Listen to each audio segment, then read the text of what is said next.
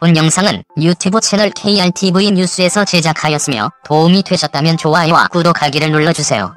감사합니다. KF-X 전투기에 장착될 최강 미사일은 KF-X 전투기에는 미테어 공대공 미사일을 사격할 수 있게 되면서 전술적인 이점은 기존 공군이 보유한 AIM-120 공대공 미사일보다 더욱 큰 것은 알려져 있다. 사실 양자의 공대공 교전 능력 차이는 공대공 교전에서 거의 비교하기 불가능할 정도의 큰 차이라고 해도 과언이 아니다. 발사 직후 짧은 로켓 모터 작동 시간에 급격하게 축적한 에너지에 의존하여 표적으로 돌입하는 암람 공대공 미사일은 로켓 모터가 고체 연료를 연소하는 도중에는 항력이 추력보다 낮은 조건에서 에너지를 잃지 않고 비행할 수 있으며, 이런 조건에 부합하는 속력과 하중 배수 등에 따라서 내재가 형성된다. 그리고 로켓 모터가 고체 연료를 모두 소모한 후에는 로켓 모터가 작동하면서 축적된 에너지만으로 추력 없이 비행해야 하기 때문에 표적으로 돌입하기 위해서 기동하면서 발생하는 항력으로 인한 에너지 손실이 발생한다. 특히 발사 플랫폼과 표적의 교차각이 90도에 가까운 상태에서는 미사일의 격추 가능 공간 범위가 대폭 감소한다. 미테어 공대공 미사일의 작동 원리와 전술적인 이점. 미테어는 로켓 모터의 MSIU에 의한 고체 연료 연소가 완료된 후에도 고온에서 작동하는 가스 생성기에서 연소된 과잉 연료 가스가 덕티드 엔진 연소시에 유입되며 흡입구를 통해 덕트로 유입되어 압축된 공기를 만나 연소하여 추력을 생성한다. 이처럼 부스트 단계 이후에도 추력이 유지되기 때문에 교차각이 큰 표적을 추적하기 위해 미테어 미사일이 기동하면서 항력이 증가하는 상황에서도 에너지가 유지된다. 표적이 빈기동 또는 브레이크 기동을 시도하는 상황에서 로켓 모터와 덕티드 엔진으로 추진되는 미테어 공대공 미사일의 교전 공간은 단시간 작동하는 로켓 모터에만 의존하는 미국 암람, 프랑스 마이커, 러시아 R-77보다 월등히 크다. KF-X 전투기에 통합되는 AESA 레이더의 장점과 맞물려서 시너지 효과를 만들 수 있다. AESA 레이더가 통합되는 KF-X 전투기에 미테어가 통합되면 회피 기동을 하는 표적에 대한 교전 공간이 대폭 확장된다. 교차각이 큰 표적에 대해서뿐만 아니라 거의 모든 조건에서 미테어 미사일의 사거리가 로켓 모터에만 의존하는 암람 공대공 미사일보다 더욱 크다. 미테어 미사일은 암람 미사일과 같은 공대공 미사일보다 더욱 큰 교전 공간을 갖는 장거리 타격력을 보유한다. 미테어는 부스트 단계에서 부스트 작동 과정에서 발생하는 고연료, 내부의 과잉 연료 가스 발생 원료를 가열해 생성된 가스를 부스트 작동 이후에 덕티드 엔진 연소실로 분사함으로써 동압이 상승한 유입기류와 혼합하여 연소시킴으로써 지속적으로 추력을 생성한다. 과잉 연료 가스를 연소실에 공급하는 공정도 가스 공급 밸브를 통해 제어함으로써 명중 전까지 덕티드 엔진에 공급할 연료 가스가 소진되지 않도록 자동 제어한다. 그러므로 표적의 기동을 추적하기 위해 미사일이 기동하더라도 오히려 미사일의 잉여 파워가 남거나 추력이 항력과 동일한 상태가 되어서 고도 속력이 유지되거나 미사일의 기동성을 유지하면서 좀 더 높은 고도의 표적을 추적할 수 있으며, 미사일의 에너지가 감소하더라도 아예 추력이 없이 관성만으로 비행하는 유도탄보다 마이너스 잉여 파워로 더욱 얕게 진입함으로써 동일한 조건에서 에너지 감소가 더욱 적다. 부스트 단계 이후에는 추력 없이 관성만으로 비행하는 암람 미사일의 경우에는 표적 추적을 위한 기동 상황에서 잉여 파워가 남거나 추력이 항력과 같은 상황 자체가 성립할 수 없다. 이와 같은 표적 돌입 시의 에너지 차이는 동일한 조건에서 미테어와 암람 미사일 사이의 명중률 차이로 직결된다.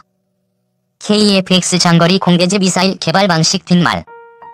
본 영상은 유튜브 채널 KRTV 뉴스에서 제작하였으며 도움이 되셨다면 좋아요와 구독하기를 눌러주세요. 감사합니다. 한국형 전투기에 탑재할 장거리 공대지 미사일 개발 방식을 놓고 군 안팎에서 뒷말이 무성하다.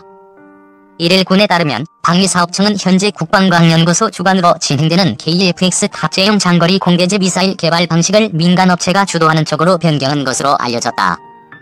내년까지 시행되는 장거리 공대지 미사일 탐색 개발은 ADD가 주관하고 시제업체로 A방위산업체가 참여하고 있다. 탐색 개발이 끝나면 내년부터 체계 개발이 진행되는데 오는 2028년 완료가 목표다. 이 기간 내에 미사일을 개발해 시험 평가를 거쳐 KF-X에 장착한다는 것이다. 그러나 방사청은 체계 개발을 해온 ADD를 배제한 채 다른 업체를 선정해 진행하겠다는 방침인 것으로 알려졌다. ADD가 탐색 개발 과정에서 축적한 핵심 기술을 추후 선정되는 업체에 제공해서 체계 개발을 진행하겠다는 것이다. 통상 무기체계는 탐색 개발에 관여한 기관이 축적한 기술을 바탕으로 체계 개발까지 끝내는 것이 관례였다.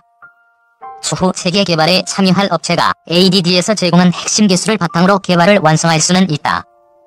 그러나 ADD가 핵심 기술을 이전하더라도 만약 업체가 개발에 실패하면 그 책임을 ADD에서 뒤집어 써야 하는데 기술 이전이 원만하게 이루어지겠느냐는 지적도 나온다. 또 이런 방식일 경우 개발 기간이 길어지고 그만큼 개발 비용이 상승할 것이란 주장도 있다. KEFX CJ1호기는 내년 상반기에 출고된 데 이어 2022년 상반기 첫 비행시험을 시작해 2026년까지 개발이 완료된다. 시제기용 AESA 레이더가 내년 상반기에 KEFX에 장착된다. 하지만 KEFX에 탑재할 장거리 공대지 미사일은 2028년까지 개발하는 것이 목표다. 전투기는 생산됐으나 핵심 무장을 갖추지 못하는 상황이 올 수도 있다는 지적도 나온다. 물론 국내 기술력을 갖춘 방산업체가 체계 개발에 참여할 것으로 보이지만 이런 종류의 미사일 탄도 및 시커를 개발한 국내 업체는 아직 없다. 이런 사업 방식 변경에 대해 방사청 측은 국내 업체에서 인프라가 구축되어 있고 ADD에서 조금만 도와주면 개발할 수 있다고 판단했다면서 앞으로 체계 개발 과정에서 리스크 관리를 철저하게 하도록 할 것이라는 입장인 것으로 알려졌다. KEFX에는 공군 주력기인 KF-16처럼 대공방어무기 제압용인 AGM-88B를 달 수는 있다. 그러나 사거리가 25km에 불과하다. 공군은 F-15K 장착용 타우러스 장거리 공대지 미사일 수백 발을 보유하고 있는데 사거리는 500km에 달한다. ADD는 한국형 타우러스를 국내 독자 개발한다는 계획을 수립했다. 8천억 원을 투입해 200발을 양산하는 것을 목표로 세웠다. 한국형 타우러스를 국내 개발하면 수입 및 운용 비용을 줄이고 동북아에서 비대칭 무기로 상징성을 갖춘다는 판단에서다. 정부도 KEFX가 양산되면 장거리 공대지 미사일을 패키지로 해서 수출한다는 전략인 것으로 알려졌다. 정부 관계자는 KEFX에 관심이 많은 국가가 장거리 타격 미사일을 함께 원한다고 전했다. 장거리 공대지 미사일 개발도 우려 솔솔. 본 영상은 유튜브 채널 KRTV 뉴스에서 제작하였으며 도움이 되셨다면 좋아요와 구독하기를 눌러주세요. 감사합니다. 공군은 독일 타우러스 시스템스에서 도입한 타우러스 장거리 공대지 미사일을 운영 중이다. 이와 유사한 무기를 국내 개발해 KEFX에 장착하는 것이 장거리 공대지 미사일 개발 사업이다. 현재 장거리 공대지 미사일은 ADD가 LIGN X1과 함께 지난해부터 탐색 개발을 시작, 내년에 종료될 예정이다. 이후 심의를 거쳐 체계 개발에 필요한 기술이 갖춰졌는지 등을 검토한 뒤 2022년부터 2028년까지 체계 개발을 진행해 200여 발을 만들어 실전 배치할 예정이다. 개발비만 3,100억 원, 생산비는 5천억 원에 달하는 대형 사업이다. 장거리 공대지 미사일 개발 과정의 핵심은 비행체와 탄두다. 지하 수έμ을 관통해 벙커를 파괴해야 하는 만큼 강력한 관통력과 충격을 이겨내는 내구성, 작은 크기에도 강한 폭발력을 갖춰야 한다. 수백 킬로미터를 안정적으로 비행할 수 있는 성능도 필수다. 난이도가 높은 기술들이다. 비행체와 탄두 분야를 중심으로 진행 중인 탐색 개발 작업이 쉽지 않다는 관측이 나오는 이유다. 군 소식통은 해당 사업에 대해 관계자들이 언급을 매우 꺼리고 있으나 비공식적으로는 어렵다는 말이 흘러나온다고 전했다. 이와 관련해 방위사업청은 6월 26일 제128회 방위사업추진위원회에서 국방연구개발사업 주관기관 조정 방안을 보고했다. 이에 따르면 ADD는 올해 주관 예정이던 한국형 수직발사체계 경월의 성능계량 130mm 유도로 캐리 장거리 공대지 미사일 사업을 방산업체 주관으로 조정한다. 현재 ADD 주도로 탐색 개발이 진행 중인 장거리 공대지 미사일 개발 사업이 방산업체 주관으로 바뀌게 된 것이다. 방사청은 업체가 연구 개발을 맡아 증가하는 사업 기간과 비용은 개별 사업별로 ADD 기술협의, 사업 및 비용 분석 등을 통해 최소화한다는 방침이다. 하지만 검증된 무기인 F-15K와 타우러스 미사일 간의 체계 통합이 약 3년 정도 걸렸는데 검증되지 않은 KEFX와 장거리 공대지 미사일 체계 통합 과정에서 얼마나 많은 시간과 비용이 소요될지 어떤 문제가 발생할지 알 수 없다. 그만큼 리스크가 높다. 이를 줄이는 것이 필수적인데 KEFX에 장착될 장거리 공대지 미사일을 만드는 사업의 방식을 조정하는 것은 리스크 감소에 도움이 되지 않는다는 지적이 나온다.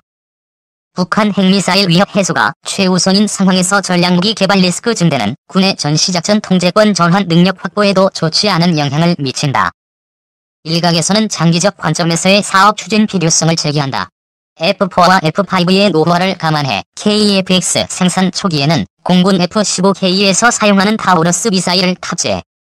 기술적 리스크를 낮춰 KF-X의 조기 전력화를 추진한다. 한편으로는 장거리 공대지 미사일 개발 사업 과정에서 해외 업체와의 기술 협력 등을 추진.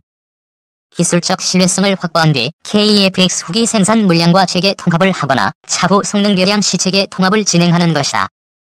수리온 수송헬기 사업처럼 장거리 공대지 미사일 개발 및 체계 통합 경험이 풍부한 해외 업체가 참여한다면 KF-X 전력화 일정에 영향을 미치지 않으면서 국산 무기 장착을 진행할 수 있을 것으로 전망된다. 우리 손으로 만든 전투기에 자체 개발한 무기를 장착하는 것만큼 좋은 일은 없다. 하지만 그 과정은 시행착오의 연속이다. 일본과 중국, 이스라엘, 대만도 적지 않은 실패를 경험했다. 경험이 없는 우리나라는 이들 국가보다 더한 시행착오를 겪을 수도 있다. 리스크를 조금이라도 줄일 수 있는 사업 관리 방식이 요구되는 이유다.